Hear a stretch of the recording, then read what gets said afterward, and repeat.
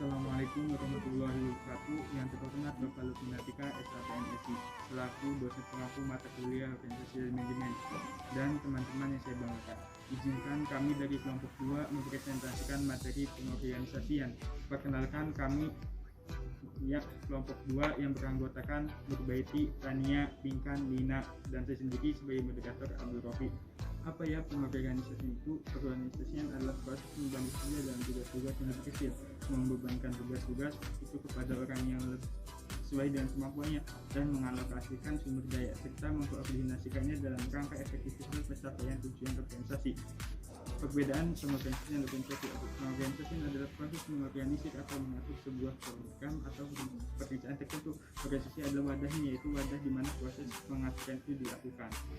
Lalu ada 6 unsur perorganisasian. Yang pertama, dalam kehidupan organisasi atau keterampilan sering disebut dengan istilah pegawai atau personal.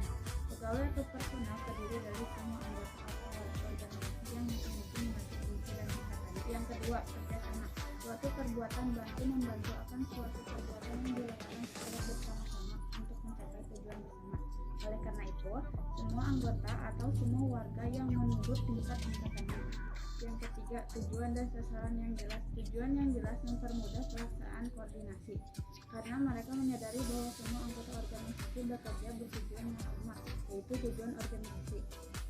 Tujuan yang jelas merupakan awal dari penempatan strategi. Saat metode dan prosedur yang digunakan tanpa tujuan yang jelas, organisasi tidak ada artinya dan hanya menimbulkan pemborosan belaka. Yang keempat, yaitu peralatan atau equipment yang terdiri dari semua sarana berupa materi, mesin-mesin, uang, dan barang modal lainnya seperti tanah, gedung, bangunan kantor, dan teknologi.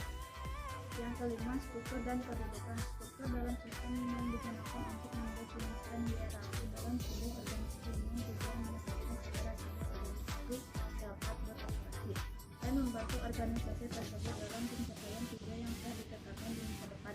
Sedangkan kedudukan adalah sebagai tempat atau posisi seseorang dalam suatu kelompok yang memiliki status. Yang keenam, faktor lingkungan, misalnya keadaan sosial, budaya, ekonomi, dan teknologi termasuk dalam unsur lingkungan seperti kondisi atau situasi tempat atau lokasi dan wilayah operasi. Selanjutnya yaitu prinsip-prinsip pengorganisasian. Yang pertama yaitu ada prinsip kepemimpinan. Kepemimpinan merupakan individu yang menduduki suatu jabatan tertentu, di mana individu tersebut memiliki kemampuan dan keterampilan untuk mempengaruhi perilaku orang lain, yaitu bawahannya. Yang kedua ada prinsip pendelegasian tugas dan wewenang. Pendelegasian merupakan pengambilan keputusan tugas mana yang dikerjakan dan diserahkan kepada orang lain, yaitu bawahan, karyawan, dan staf yang harus bertanggung jawab, berkompeten, dan dapat dipercaya. Selanjutnya yaitu prinsip kesatuan perintah.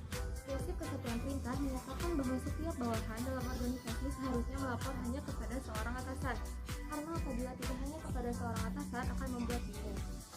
Yang selanjutnya yaitu prinsip spesialisasi kerja. Spesialisasi kerja adalah suatu pekerjaan yang dilakukan dengan cara memecah menjadi sejumlah langkah, dengan tiap langkah diselesaikan oleh individu yang berlainan agar tujuan dan hasil segera tercapai.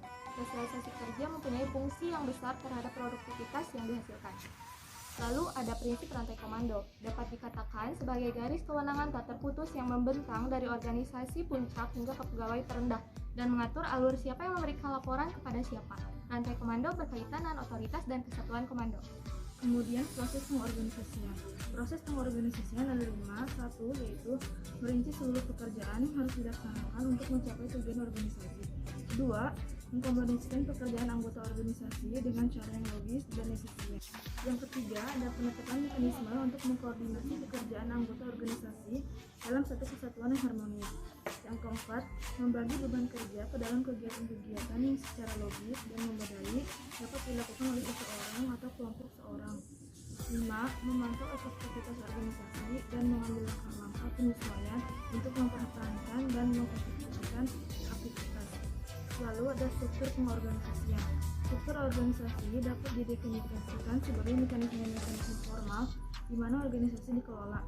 Struktur organisasi menunjukkan kerangka dan susunan perwujudan pola tetap hubungan-hubungan di antara fungsi-fungsi, bagian-bagian maupun orang-orang yang menunjukkan kedudukan, tugas, wewenang, dan tanggung jawab yang berbeda-beda dalam suatu organisasi. Lalu ada struktur organisasi dibangun oleh 5 unsur. 1.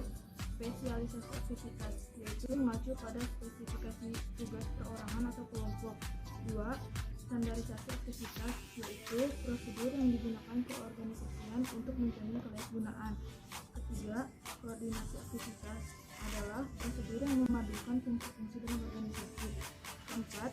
Sentralisasi dan desentralisasi pengambilan keputusan mengacu pada lokasi kekuasaan pengambilan keputusan. 5. Ukuran unit kerja mengacu pada jumlah pegawai dalam suatu kelompok kerja.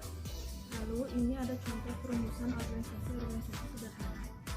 Dan ada bentuk-bentuk organisasi. 1. Berdasarkan proses pembentukannya dibagi menjadi 2, yaitu organisasi formal dan informal. 2. Berdasarkan kaitan hubungannya dengan pemerintah dibagi 2 menjadi organisasi resmi dan organisasi tidak resmi. 3. Berdasarkan skala atau ukuran besar kecilnya dibagi menjadi 3, yaitu organisasi besar, sedang, dan kecil. 4. Berdasarkan tujuannya dibagi menjadi 2, yaitu organisasi sosial dan organisasi perusahaan. 5. Berdasarkan organization chart-nya, yaitu 1. Berbentuk segitiga vertikal atau horizontal, 2. Berbentuk kerucut vertikal atau horizontal, 3. Berbentuk lingkaran atau setengah lingkaran, 4. Berbentuk bulat telur atau oval. 6. Berdasarkan tipe atau bentuknya, ada organisasi lini dan ada organisasi staff. 3. Organisasi fungsional, organisasi lini, staff, dan fungsional. Jadi, organisasi komit adalah organisasi yang masing-masing anggota mempunyai wewenang yang sama dan pimpinannya kolektif.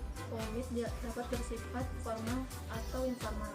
Selanjutnya ada fungsi pengorganisasian, yaitu kegiatan dalam menentukan macam-macam kegiatan beserta jumlah kegiatan yang dibutuhkan untuk mencapai tujuan perusahaan maupun pengelompokan kegiatan-kegiatan beserta orang-orangnya yang sesuai dengan kegiatannya disertai adanya delegasian wewenang. Terakhir ada tujuan pengorganisasian. Tujuannya yaitu 1. Mempermudah melaksanakan tugas, 2. Menggunakan pimpinan untuk mengawasi bawahan, 3. Agar tertuju pada tujuan tertentu, terakhir untuk dapat menentukan orang yang dibutuhkan. Sekian dari kelompok kami, mohon maaf apabila ada kesalahan. Terima kasih. Wassalamualaikum warahmatullahi wabarakatuh.